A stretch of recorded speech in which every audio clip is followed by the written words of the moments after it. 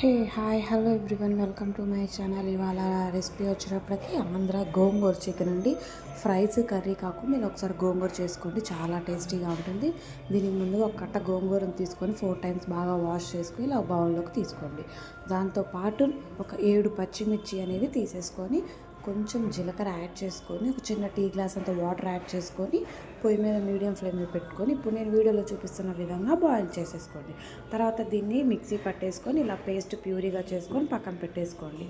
ఇప్పుడు అదే కడాయిలో కొంచెం ఆయిల్ పోసుకొని జీలకర్ర ఆవాలు వేసుకొని అది వేగిన తర్వాత ఈ ఉల్లిపాయలు వేసుకోండి. అవి కూడా వేగిన తర్వాత మీరు తీసుకున్న చికెన్ అనేది తీసుకొని మొత్తం మిక్స్ చేసేసుకొని ఒక 10 మినిట్స్ ఆగిన తర్వాత కొంచెం కల్లుప్పు కొంచెం పసుపు అనేది వేసుకొని ఒకసారి మిక్స్ చేసుకోండి. ఇప్పుడు మనం అల్లం వెల్లుల్లి పేస్ట్ అనేది దంచింది ఉంది కదా, అది కూడా పెట్టేసుకొని ఒక 15 మినిట్స్ వేయించుకోవాలి బాగా. తర్వాత టమాటా ముక్కలను కూడా యాడ్ చేసేసుకోండి. ఒక టమాటా తీసుకున్నాను నేను.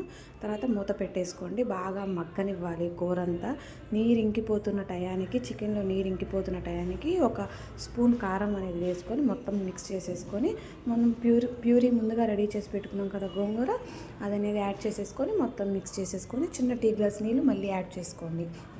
ఇప్పుడు మళ్ళీ మొత్తం కలుపుకొని మీడియం ఫ్లేమ్ మీద ఒక 10 మినిట్స్ మగ్గనివ్వండి. ఇలా మగ్గుతూ ఉన్న టైంలో కొంచెం ధనియాల పౌడరు, కొంచెం గరం మసాలా అనేది కూడా చికెన్ గరం మసాలా ఉంటుంది కదా, అది యాడ్ చేసుకొని ఒకసారి మిక్స్ చేసేసుకొని కొంచెం కరివేపాకు యాడ్ చేసుకొని మళ్ళీ పొయ్యి మీద పెట్టేసుకోండి. తర్వాత ఫైనల్గా కొత్తిమీర అనేది యాడ్ చేసేసుకోండి. ఇంతే అండి, చాలా సింపుల్ అయిన గోంగూర చికెన్ అనేది రెడీ అయిపోయింది. మరి ఇలాంటి మరిన్ని రెసిపీస్ కోసం వెంటనే మన ఛానల్కి వెళ్ళిపోయి సబ్స్క్రైబ్ చేసుకోండి.